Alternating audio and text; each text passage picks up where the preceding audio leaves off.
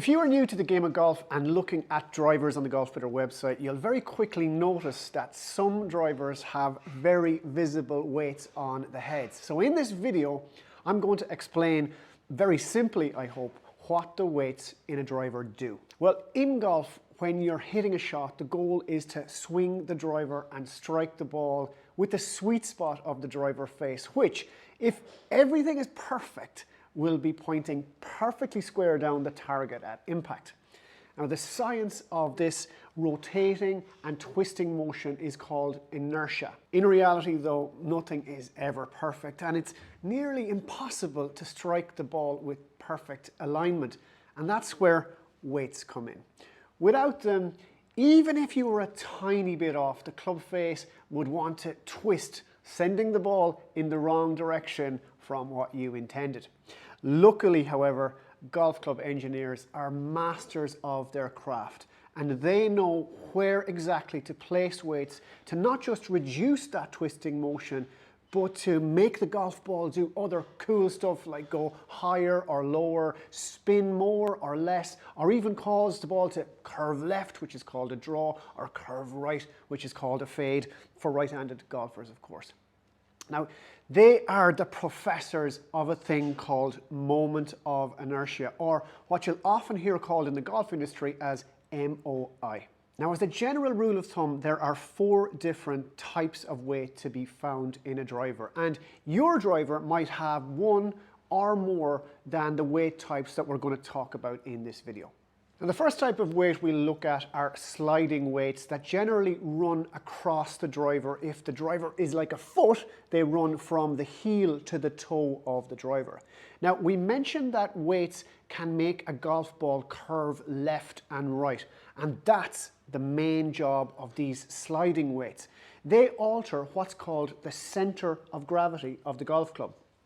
You'll often see these weight tracks across the back of the club because that is where they have the biggest effect. But some brands have them more towards the front. You'll usually see the words draw and fade on either side of the track. The draw will be towards the heel side, the fade will be towards the toe side. How they actually work is like this. If I move the weight to the draw side and pretend this is the driver head moving towards the ball in slow motion, the extra weight on the heel side will make the head want to close or shut a fraction sooner, and that will cause the ball to curve right to left, or as we say, draw.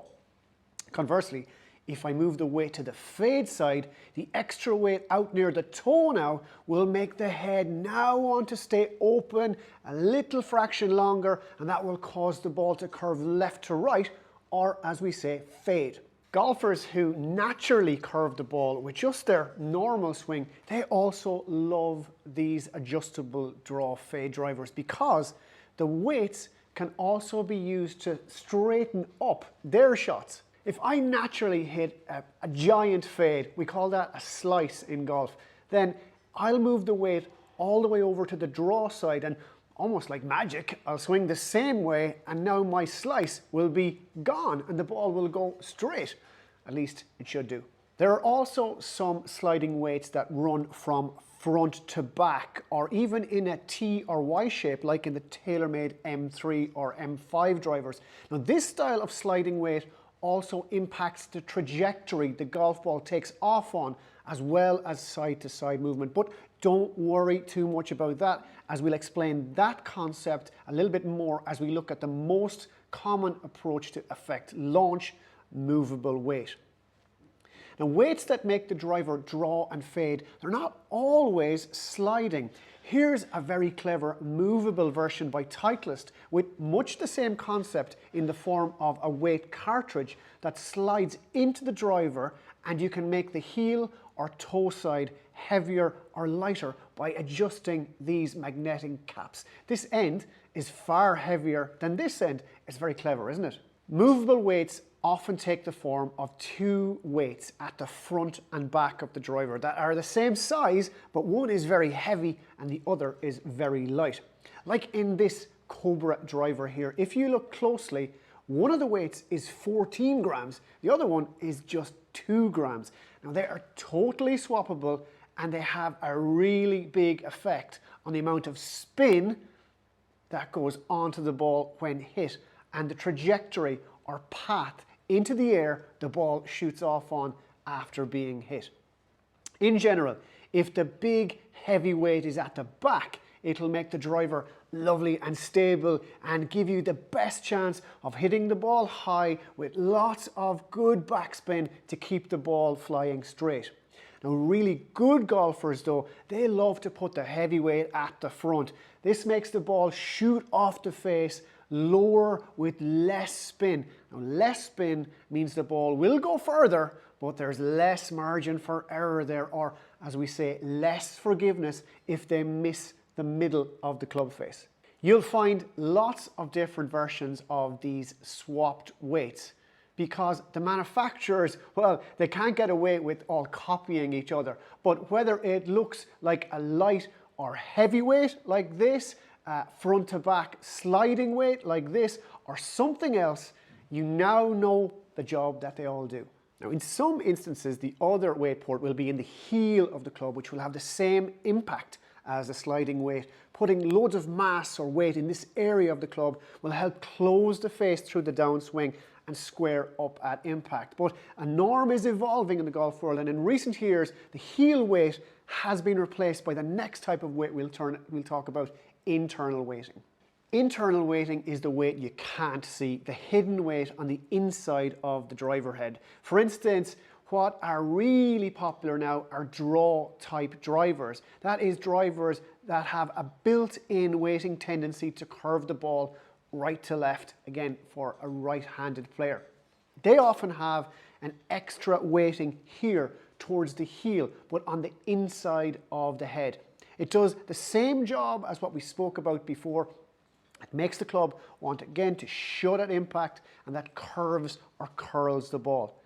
And the reason they are so popular is because there are loads of golfers out there who naturally slice the ball, and these drivers almost automatically fix that, leaving those players to just focus simply on playing and enjoying their golf. Have you ever wondered what the little circle on the end of your iron is? Well, that's most likely an internal tungsten pin to do exactly the same job as in your driver. It's not just drivers that can benefit from some additional weighting here and there. And finally, the heavyweight champions, the big immovable weights you find on your driver. Modern driver frames are so light and so full of carbon or other light metals, they need these big weights to govern the stability of the entire head. That's the moment of inertia we spoke about at the start of the video. Right at the moment of impact, this massive weight is working hard, keeping everything square, giving you a super easy launch and loads of distance on your golf ball. This big weight is called an inertia generator, and it's a great term. In the TaylorMade Sim 2 here, it's a super example. You'll find these weights are generally made of a metal called tungsten because it's heavy and it's really durable. Now, these weights are generally immovable, low and back, and they're already perfectly matched to the heads that they're on. So just trust that they're doing an excellent job for you. Now, I hope this explains simply what the weights in your driver do and allows you to choose the correct one to suit you. On Golfbidder, of course. If you now understand the weights but wonder what all the numbers mean, we've got a great video on that somewhere down here. From me for now though, it's Donal, out.